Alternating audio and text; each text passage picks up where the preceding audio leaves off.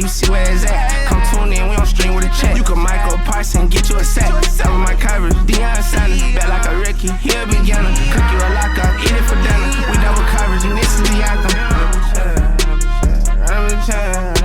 What's up, guys? Mystic Zach here. Welcome back to episode 14 of Double Coverage.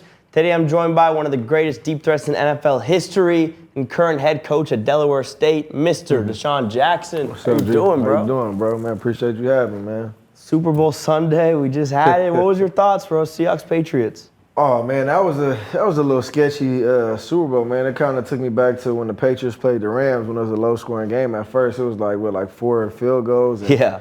I'm sitting back, and it was crazy because I already knew. I was telling everybody the Seahawks, man, they too good of a team.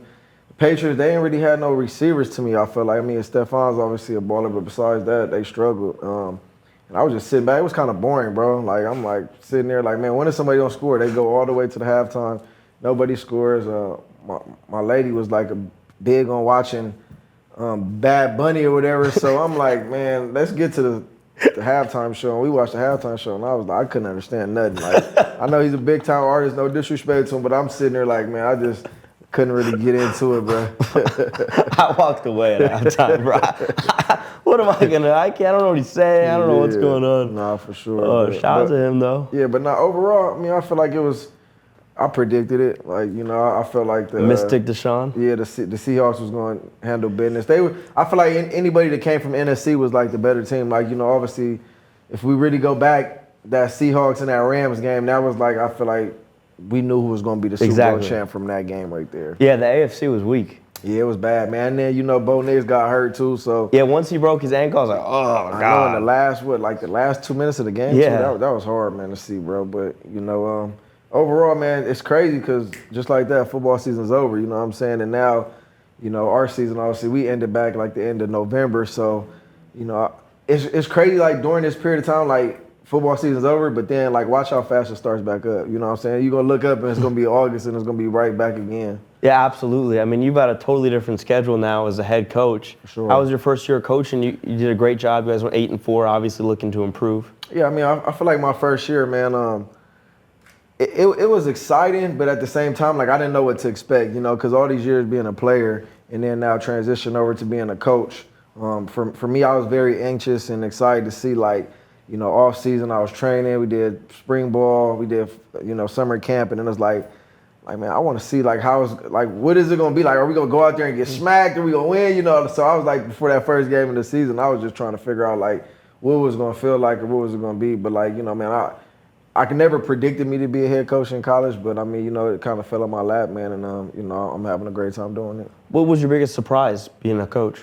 I mean, I think the biggest surprise, man, seeing guys take initiative, man, wanting to, better off themselves. The information we're teaching these young men, and how they're grabbing the right information and it's transition over to the games. You know what I'm saying? So, as a coach, it's a fulfilling moment that your players, they're doing everything you asking them, from meeting rooms, to going out on the field, to taking notes, to, walkthroughs, to spending like all the time you can just to be the best you can on the field. And, I think they did a hell of a job doing that. What's been your coaching style? Are you a player's coach? Are you trying to relate to them? And Yeah, I mean, I feel like for me, honestly, like the coaches that I love playing for was the coaches that could relate to the players, So, I didn't want to become this coach and be like, not realistic to being a player, because as a player, man, like, it's a lot of things you got to go through. It's not gonna always be perfect. You're gonna have mistakes.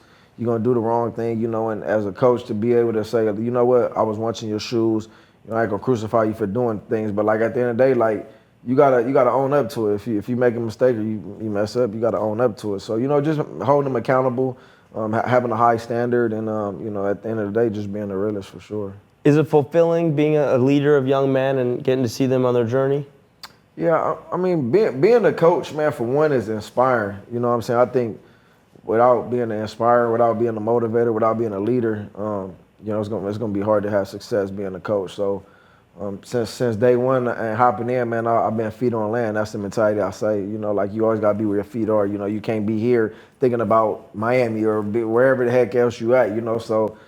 Just being invested, and if anything you want to do in life, if you work hard that you can have success. That's my motto. You know, I don't care if you're not good, if you don't have experience. Like, you know, I didn't have experience coaching. You know, I hopped in it and I was successful, you know. So that's just kind of how I've been able to be successful my whole career. Absolutely. Who was your favorite head coach during your career? You obviously played for a lot of great ones.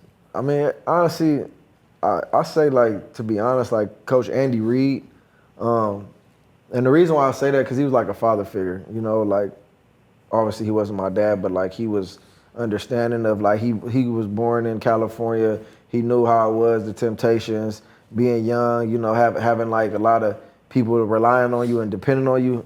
For me was hard because, you know, growing up in LA, you know, growing up in the streets, poverty, you know what I'm saying? Like, there ain't really no hope, you know, so it's not a lot of people you could look up to this motivators besides, like, you know, the homies in the hood or homies, you know, just doing some positive things besides that. Like, you know, you have my dad, my older brother, but it's not really a lot of it, you know. So he kind of understood where I was coming from and, you know, what I had to do to make it out. So I was just able to relate to him. And, you know, he was tough. He was hard. You know, I ain't going to say it was easy, but at the end of the day, it was like you know, it was like one of those parents where it's like tough love, you know what I'm saying? Yeah. And he's like understanding, like, he going to lead you to there, but like at the end of the day, he can't do it for you, you know. So that's kind of like my teaching.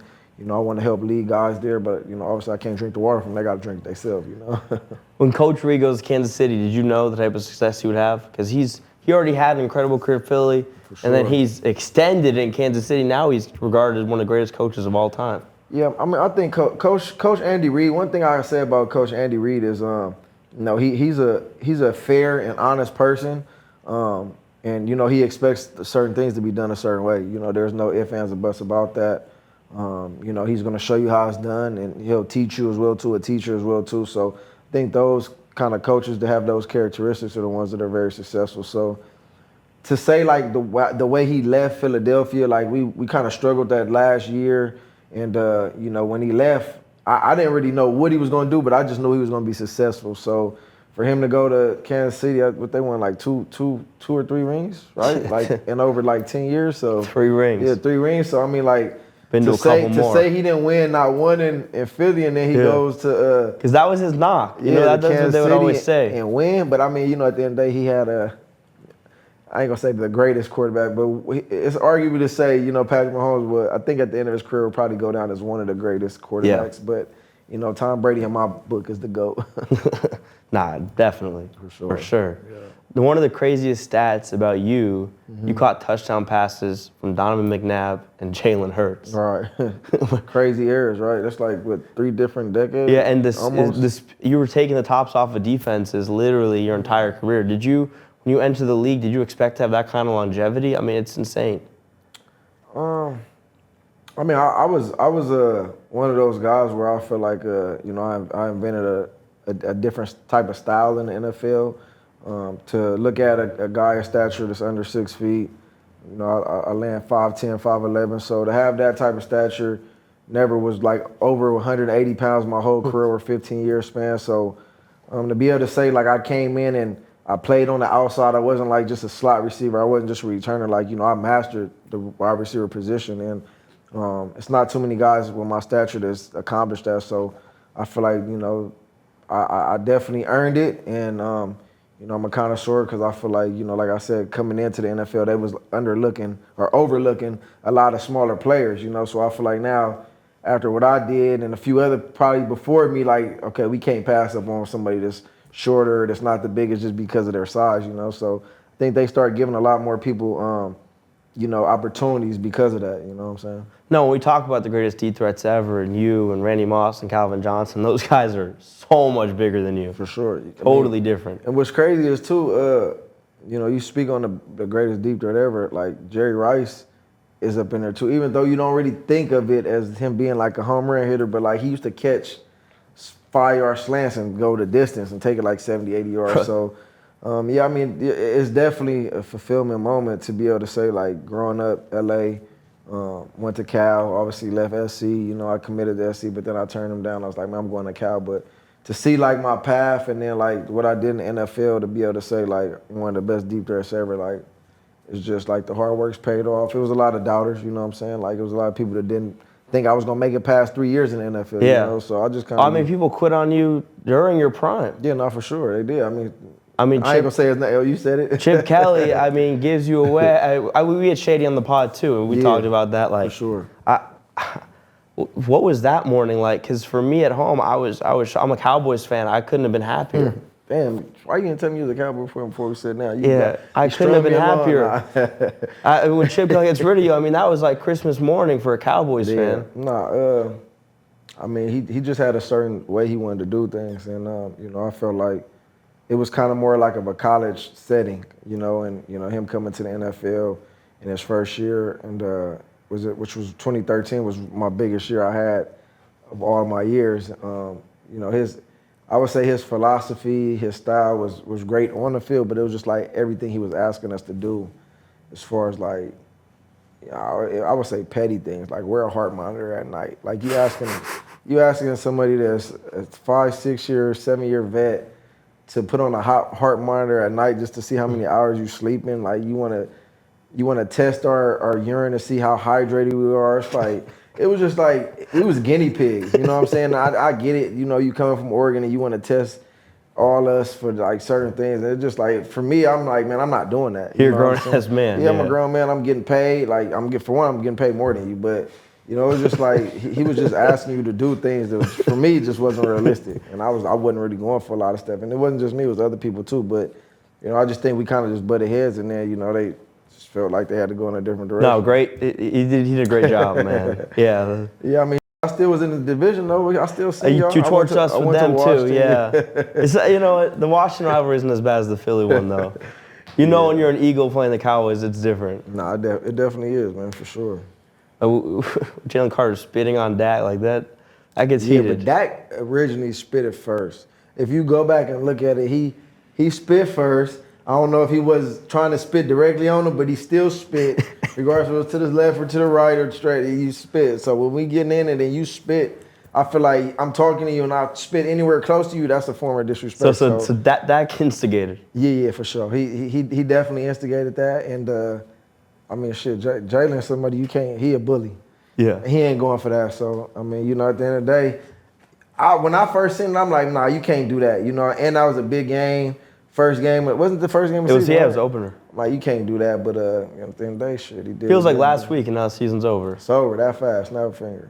Yeah, speaking of the Eagles, what's your outlook on them this upcoming season? What are you looking for them to do? Because you're an Eagle in your heart. No, for sure. I mean, last year I feel like we started pretty good, then we kind of got into a little funk. It's kind of always how it is, too, with the Eagles. You know what I'm saying? They kind of fell out of rhythm.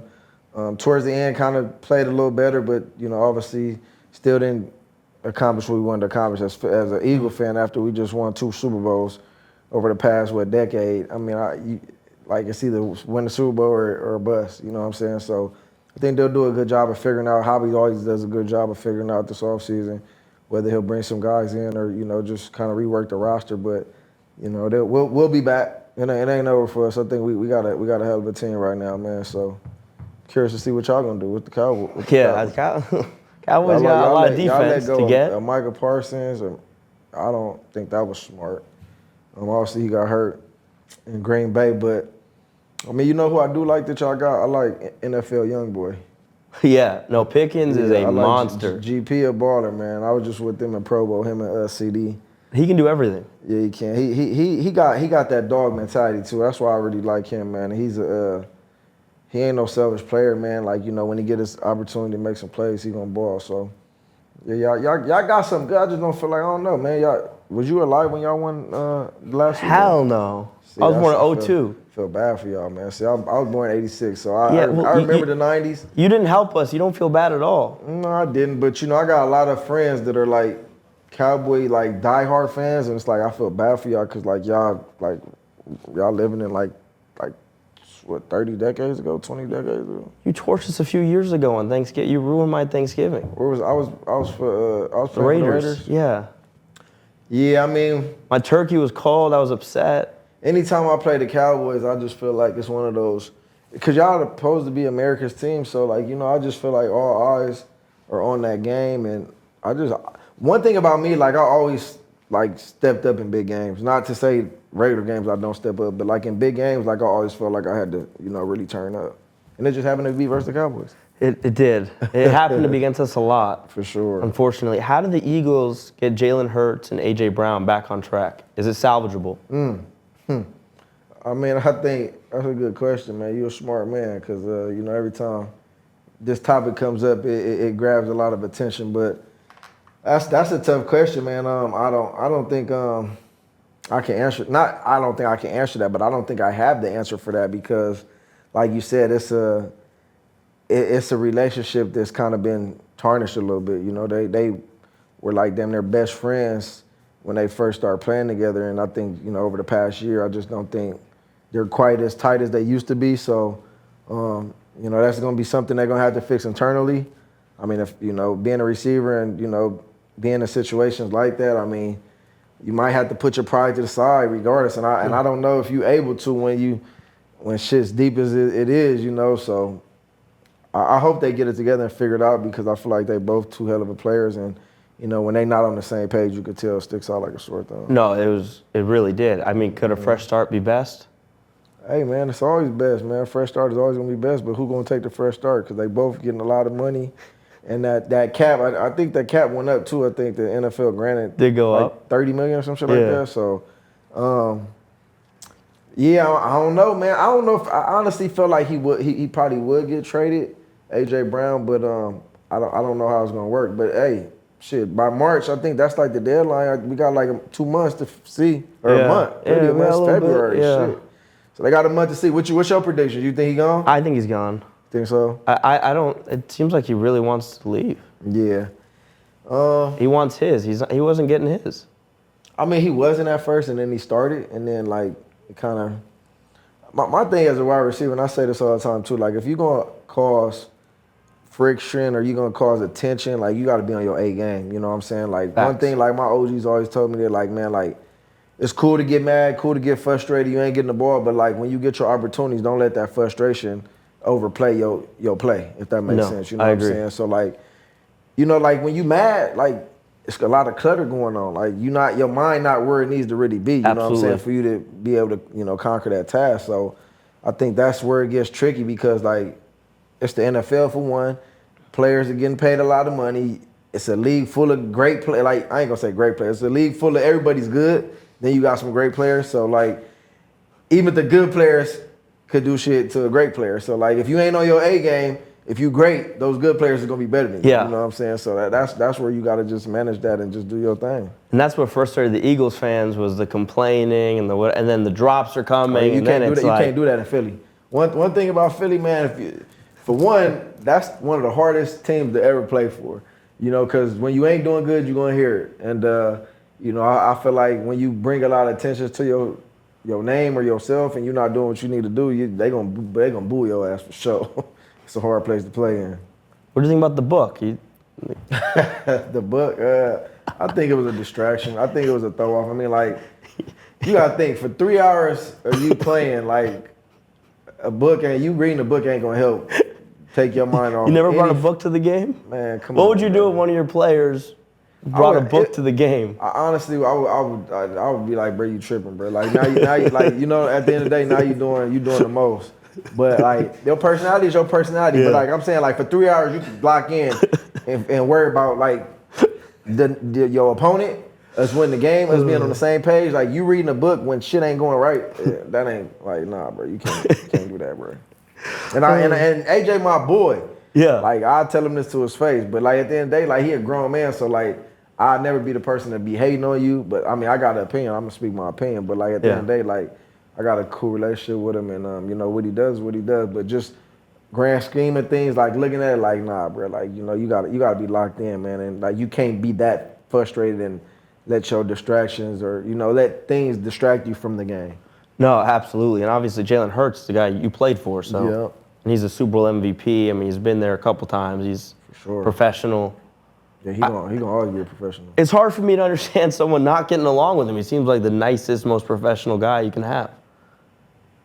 I mean, yeah, you got a point. I mean, but everybody got their ways, you know. And that's not to speak any ways to say I agree why somebody don't get along with a person, but like, I mean, I think in sports, man, you got you got opinions, right? And then you got facts, right? So are you opinionated or are you factual? So for me, I like Jaden's a winner. He's proven that he's been a winner. Since Bama. I mean, but you know, sometimes a proven win may be different than if I'm a receiver and I'm AJ Brown, and like the way you win may be different than the way I want to win. Like maybe you're winning at 13 for 17 for 125 yards. I maybe want you to go 24 for 31 and 350 yards. Yeah. You know what I'm saying? So like that's when things get opinionated. But I mean, from his perspective, I mean, one thing about him, he's gonna take care of the ball. Towards the end of the season, middle of the season, he kind of started throwing picks and stuff. But like for overall, he's always managed the game. I think he's a great manager, and that's why he has the wins he has. No, absolutely. And he's been a consummate professional since Bama. It seems like he's always got the locker room behind him, and I wish the best for him, the Eagles, for sure. Just except when they play versus the Cowboys. Oh, yeah. No, I hope they get against the Cowboys for sure. Yeah. But I got a lot of Eagles fans friends. Shout out to Skinny Joey and everyone. Sure. But nah, fucking.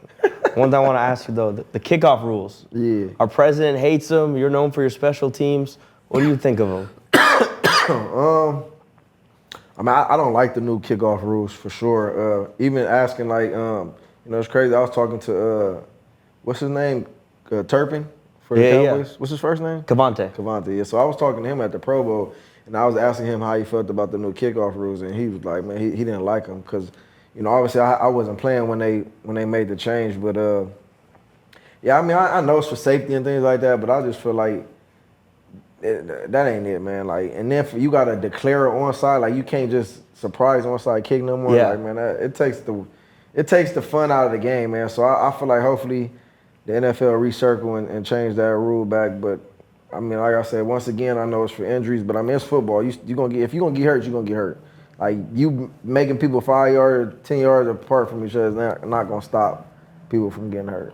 When I talked to Lawrence Taylor about it, he was like, man, the best way to not get hurt is for everyone to play fast. Mm-hmm. The way guys get hurt is when they slow down and they don't play through the play and they don't play fast. I play fast. Yeah, no, for sure. I mean, it's only one way to play. I mean, I think you talking to somebody that, invented some stuff in football. So going back, I mean, like I tell these guys all the time, like the NFL is changing things to prolong people's career and be able to make people have longevity. But and the safety and all the helmets and like when I was growing up and we was playing, there wasn't no concussions. They'd be like, "Oh, you got what, man? Get your ass back out there." You know what I'm saying? So now you got any one little thing going wrong, they like, "Oh, we holding you out." So yeah, man, it is what it's football, man. Like, that's why you got all the moms being like, they don't want their sons to play. But like, once you make that decision to let your son play, like, you gotta go let him play. Go rub some dirt on it. What they say, spit and dirt. Yeah. Right. That bother you as a coach at all? Were you trying to toughen them up? Yeah, man. These dudes nowadays, man, if they got a cold, they ain't practicing, man. Like, they got a freaking stomach ache, they ain't practicing. So as a coach, it'd be like, nah, I get it. If you really hurt and something's really wrong with you, then cool. But like at the end of the day, man, like you got to be able to play through some shit, So hopefully they toughen up. What was the toughest injury you played through during your career? I had a growing injury, man. It was damn. What do they call that? A hernia. It was like a hernia. Holy shit. Yeah, my bone.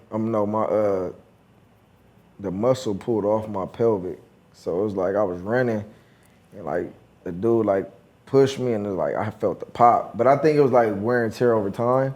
Yeah. And I was dealing with like in the growing areas, and then like it pulled from here because I guess it was pulling from the tension from one side. So yeah, that was my only surgery in 15 years, man. But that was the toughest one too. That was your only surgery in 15 years? Yeah. I only had one surgery, man, and I was fortunate, bro, to not really have no knees or no crazy other injuries. But yeah, one surgery in 15 years, man. I think that might be a record. Shit, I don't know. I've never heard of that. Well, if it is, it is. But it may be somebody won the whole career. Shit, I almost made it the whole career without having none. That's crazy. That happened in, I think, my 13th year. It took you 13 years to your first surgery. Yeah, 13 years. Yeah, that might be a record. That's insane. For sure. At skill position, return. That's crazy, bro. Yeah. Wow, I never would have thought that in a million years. Because guys get so many cleanup surgeries now.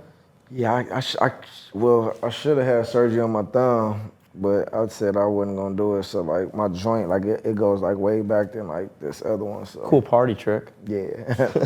Nah, it hurt. I ain't pulling that out. I'll be trying to hold it in, so because if it go too far, that shit, like sometimes when I put my pants on and it get caught, but that should be a painful ass. Football painful, man. It's a lot of tough injuries in football. Who are your favorite receivers to watch across the league today? I would probably say Jahmyr Chase, Justin Jefferson, Devontae Adams, Tyreek Hill, Mike Evans. Mike Evans, and probably give you one more. I like Jackson Smith, man. Jackson Smith. How you say his last name? Njigba. I didn't like that Drewski said. I did not like that at all. What did you think of it? I think they be messing with him because Marshawn Lynch said McNigma.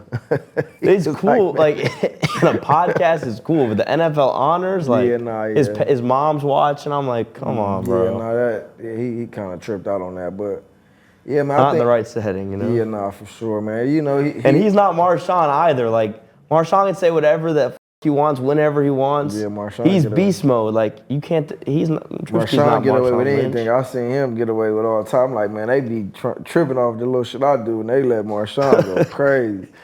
But like you said, it's beast mode. They gonna let him do whatever. Yeah, he's got that reputation, and he like earned it. Like Drewski's a comedian. It's totally different. Yeah, no facts. Yeah, no, I was not fucking with that. The Seahawks though, man, like did that shock you too? What they did throughout the year? It did. I ain't gonna lie, especially with Sam Darnold there. You know, and then with the new coach that came from Baltimore. This was his second or first year? Second year. The second year, yeah. I mean, winning in your second year, it was like the third youngest coach to ever win. It was crazy. He was my defensive coordinator when I was in Baltimore my last year in 2022. But I mean, it's crazy because like towards the end of the season, before playoffs, I'm like, man, Seahawks got the #1 seed, and I was like, damn, like. It definitely did throw me off because I didn't expect that. And Sam Darnold had a hell of a year, man. So that running back too, man, Walker, boy, that boy nice, man. Like I watched him throughout the season, and I didn't think he was like nothing crazy. And then towards like the playoffs, because what he did versus the Rams, with that little move he made versus the linebacker, I was like, yeah, that dude's special, man. He a baller. MVP of the Super Bowl too, like man, coming from basically nowhere. Baller though. He runs as well as anyone. Patient too. I seen some shit he did yesterday. He like hit a Bijan. He was like stop, pause, and he was out. I'm like, oh yeah, he different. Yeah. And what's crazy though, them dudes to be like standing straight up when they run, like that's weird. I ain't gonna lie, cause it's like you watching him. It's like man, he ain't even ready to run. Like how you like usually when you run, like you got like a head start or like you leaning or something. He just straight up and then just go. I'm like that's the Jason stance. Yeah, Gently, right? Or, Genty too. Yeah. Who you said, Jason? Oh yeah. Yeah, you don't know what to predict. When anybody to do that, they dangerous. Yeah. You gotta watch out for somebody like that. Watch out for them. He's a free agent too. He's about to get paid. Jenny is? Walker. Oh yeah, he is. Damn. Walker's about to get banged. He is. You think he'll reset the market? I don't know about this. He can't really block or catch, but God damn, can he run? Yeah, no, I don't think he's got brick hands, so he won't. You can't play him. I mean, you can't pay him more than you pay like a CMC or somebody. Or like Saquon, you know what I mean? You can't do that. Yeah. But he for sure gonna get paid. He can run. No, he can't. He gonna get paid. You think he gonna still be in Seattle? I don't know. It's gonna be a lot of money. It's gonna be. He's won Super Bowl MVP though, so the fans will trip out if they let him walk. Yeah, shit, they're gonna have to break the bank. Yeah, they were splitting his carries all year with Charbonnet, and then Charbonnet got hurt, and then just opened the floodgates. Like, I don't think anyone runs maybe Bijan runs as well as him, but that's about it. Yeah, but now Bijan different. Bijan, Jonathan Taylor, I mean, it's a few ballers out there. Who you taking? You taking Bijan or Jahmyr Gibbs? That's like 1A, 1B. I'll take Bijan, but Gibbs is lightning. Yeah, man. You were with him at the Pro Bowl, huh? Yeah, I was with both of them. That's why I was asking, because I asked a few people that I was like, man, who you taking? Who are you taking? I mean, you can't go wrong, man, but I don't know. I like, man, Bijan, I feel like is an overall, like, I wouldn't say better, but he does a lot of overall things different. But like Gibbs, man, like you get him that ball, he out of there, man. So I'll probably take Gibbs, man, just because I like, you could pass, you know what I'm saying? He gonna hit it and be gone. Gibbs might have a little higher ceiling. Like, I don't know, Gibbs man. off games where you literally cannot do one thing about it. Yeah, no, for sure. Yeah, I think overall too. I think he probably had he had more games overall, more yardage than Bijan. Nah, for sure, baller. Yeah. The Rams, man. I thought they were gonna do it. They were so close. Man, Matthew Stafford, man. How incredible is he? MVP. He a baller, man. I told people a long time ago that he didn't really get enough credit that he deserved. I mean, to be able to do what he did in Detroit all those years, even though he didn't make it to the Super Bowl, man. And Calvin Johnson retired on him early, but once he came to LA, man, it was something special. I'm like, man, McVay, because obviously when Jared Goff was there in LA, Sean McVay did a great job. Sean McVay was one of my coaches well in Washington, and I came and played in LA too. So I always knew that Sean McVay, once he got his guy, he gonna turn him something special. So once he did come to LA, I mean there ain't no way that they wasn't gonna win a Super Bowl. So they got one, but I for sure thought they was gonna win it this year too. Yeah. Yeah, I thought they would. They need to get 2 next year. Hey, it's gonna be in LA too, because exactly. Were they the first team to win in their home stadium? Was that in 2021? Well, the Bucks did it. Oh, the Bucks did before that. Yeah, Brady did it in So Tampa. the Bucks and then LA. So then they got another opportunity this next year to go back. So I did see that too. Do you believe that? I don't know if it's conspiracy, but do you believe they say the NFL when they post the Super Bowl thing, it's the teams that are gonna win it is or the teams is going to it, the colors? Do you believe that? How would that work? Did they ever give you a script? I don't know, bro, but every year they say the teams that are going to the Super Bowl is predicted. So they just put out the Super Bowl 61 or 60? Yeah, whatever 61. that is. They put it out and it's greenish. I can't remember what it was, but they're saying those are the 2 teams. It's a weird coincidence. It is. I just don't know how they would I mean, you know how this shit is, man. I don't. I mean, you don't, but you do. All right. I mean, I feel like the refs can influence it. I mean, yeah. But obviously the players aren't gonna. Nah, I played all those years. I never knew anything about anything being rigged. So I'm not saying from a player. But the standpoint. refs can rig it. I mean, some of these refs are kind of inexplicable. but some of this I don't know if you ever be looking at it, you say you bet, right? So the best, yeah. some of these games and times and it'd be the referees doing certain shit. Or, the refs are whack. It'd be shit. I be seeing somebody on Instagram be look at this game's rigged, and I'm looking and I'm it do be crazy little things to be going on in the games. Nah, I felt like they took the Bills game away from Buffalo and they played the Broncos. That catch? The catch, and then they kept calling these weird pass interferences. I was like, yo, you weren't calling that all game. It was a few catches too, wasn't the Rams had one of those too, right? Yeah. Was that? Oh yeah, the Rams got hosed too. Yeah, that catch. That's what I'm saying. And one thing I think they need to change too, a catch. So a catch in field is different from a catch when you score. You know what I'm saying? They say if you break the plane, then it's good. But then in the field, you gotta maintain it to the ground. Yeah. That don't make sense to me. If it's gonna be one way in the field, it gotta be one way in the end zone. You know what I'm saying? Absolutely. So I know a few times a guy caught the ball and then something happened and then they don't maintain to catch it to the ground and it's a touchdown. But I'm if that same play was in the field, it wouldn't have been a catch. So why is this 2 different standards for It the shouldn't catch be and the this ball? confusing to figure out what a catch is. Yeah, the NFL They got to figure this shit out. NFL got to do a better job, man. Roger Goodell, man, you making too much damn money, man. Get that shit figured out. Yeah, you guys got too big of a budget to keep messing this up, man. Figured it out. Absolutely. Man, great talking to you. Anything you want to get off your chest? Anyone you want to call out? Nah, man. Just stay tuned, man. Delaware State Hornets, man. 2026, man. We're gonna have a heck of a year, man. We looking to do some exciting things this year. Stay tuned, man. Follow me on Instagram 101. DeSean Jackson 10 on Twitter. Twitch, streaming, GTA, role play. We do it all, man. Got our own servers. Come check us out, man. Let's go. Yes, Great to sir. have you on. Appreciate you. For sure, brother. Yeah, all the time. Let's go.